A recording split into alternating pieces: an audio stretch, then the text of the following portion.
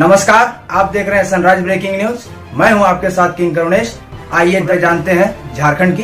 CBI की FIR में एक निजी कंपनी का नाम भी है और इस मामले में जल्द ही कुछ लोगों की गिरफ्तारी भी संभव है। सूत्रों के हवाले से खबर आ रही है। आईआईटी मेंस 2021 में गड़बड़ी की शिकायत हुई थी, जिसके बाद सीबीआई ने इस मामले में कार्रवाई शुरू कर दी है। एक साथ पूरे देश में छापेमारी हुई है। जमशेदपुर में भी छापेमारी हुई है और देश भर में लगभग 20 शहरों में छापा पड़ा है। कई अहम दस्तावेज सीबीआई को मिले हैं और कहा जा रहा है कि एक कंपनी का नाम भी सामने आ रहा है। प्राइवेट कंपनी है और जल्द इस मामले में कई लोगों की गिरफ्तारी भी हो सकती है।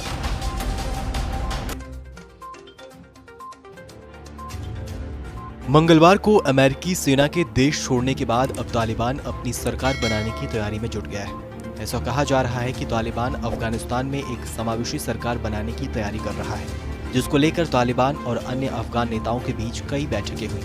माना जा रहा है कि शुक्रवार को जुमे की नमाज के बाद तालिबान की तरफ से सरकार और कैबिनेट का ऐलान हो सकता है। ऐसे में बीते एक महीने से मानवीय और आर्थिक संकटों से जूझ रहे अफगानिस्तान में ईरान जैसी सरकार बनने की संभावना है। ऐसी खबर है कि तालिबान सरकार बनाने के लिए ईरान मॉडल अपनाएगा। ये एक ऐसी सरकार होगी जिसमें एक सर्वोच्च धार्मिक नेता अफगानिस्तान का सुप्रीम लीडर होगा। बता दें कि इस तरह की सरकारी व्यवस्था में ये पद देश के राष्ट्रपति से भी ऊंचा होता है। सूत्रों की माने तो हिबतुल्लाह अंखुदजाद को देश का सुप्रीम लीडर बनाया जा सकता है। बता दें कि अंखुदजाद की साल 2016 के बाद से कोई खैर खबर नहीं है और ना तो वो सार्वजनिक तौर पर दुनिया के सामने आया है। इस साल फरवरी में अंखुदजाद की मौत की खबर भी सामने आई थी, जिसे तालिबान ने तुरंत खारिज कर दिया। आपको बताएं तो नई सरकार को लेकर कांधार में पिछले 4 महीनों से काफी हलचल देखने को मिल रही है। तालिबान का सबसे बड़ा हितैषी पाकिस्तान अफगानिस्तान की राजनीतिक स्थिति पर नजर बनाए हुए है और इस उम्मीद में है कि उसके करीबियों को सरकार में अहम पद मिल जाए। वहीं तालिबान अगर ईरान मॉडल अपनाता है तो सरकार का नेतृत्व प्रधानमंत्री द्वारा किया जाएगा, जो अंखुदजाद के 3 डिप्टी में से एक और तालिबान का सह संस्थापक मुल्ला अब्दुल गनी बरादर हो सकता है। 3 सितंबर से झारखंड मॉनसून सत्र शुरू हो रहा है। 9 सितंबर तक चलने वाले मॉनसून सत्र में 5 कार्य दिवस होंगे। इसे लेकर विधानसभा अध्यक्ष ने सर्वदलीय बैठक बुलाई। धनबाद के गोमो में गोमो चौपन सवाही गाड़ी शंटिंग के दौरान बेपटरी हो गई, जिसके कारण 3 घंटे बाद ट्रेन रवाना हुई। लोहरदगा के सेना के मेढ़ो पुल पर बालू का धड़ल्ले से अवैध खनन हो रहा है। प्रशासन ने कार्रवाई करते हुए एक ट्रैक्टर जब्त किया है। रामगढ़ में रेलवे की जमीन से पुलिस ने अतिक्रमण हटाया। प्रशासन ने 136 दुकानों और मकानों पर बुलडोजर चलवाया। गिरिडीह नगर निगम में 200 से अधिक सफाई कर्मी अनिश्चितकालीन हड़ताल पर चले गए हैं। सफाई कर्मियों ने वेतन और बोनस देने में आनाकानी का आरोप लगाया है। चास नगर परिषद की पूर्व अध्यक्ष गंगा देवी भालोटिया ने मेयर चुनाव लड़ने का ऐलान किया। मेयर पद महिलाओं के लिए आरक्षित है। रांची कलेक्टरेट में स्थित कई विभागों का दक्षिण छोटा नागपुर प्रमंडल के आयुक्त नितिन मदन कुलकर्णी ने निरीक्षण किया। इस दौरान अधिकारियों को कई निर्देश दिए गए।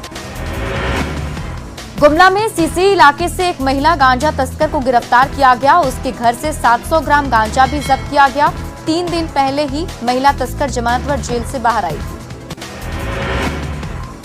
पाकुड़ के सीलमपुर में सीमेंट ढुलाई को लेकर ठेला चालकों में मारपीट हो गई। इस घटना में एक ठेला चालक की मौत हो गई।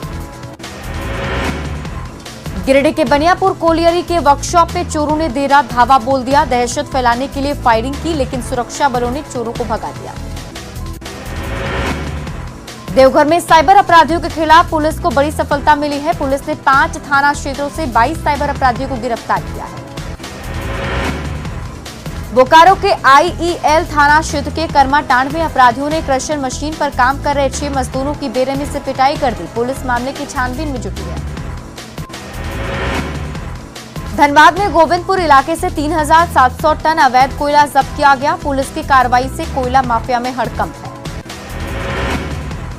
गिरिडीह के न्यू बरगंडा में चोर ने बाइक की चोरी कर ली। चोरी की घटना सीसीटीवी में कैद हो गई। 29 अगस्त को रामगढ़ के स्पंज आयरन फैक्ट्री के गेट के पास श्रीवास्तव गिरोह के नाम पर रंगदारी मांगने का मामला सामने आया था। पुलिस ने नामजद आरोपी को गिरफ्तार कर लिया है।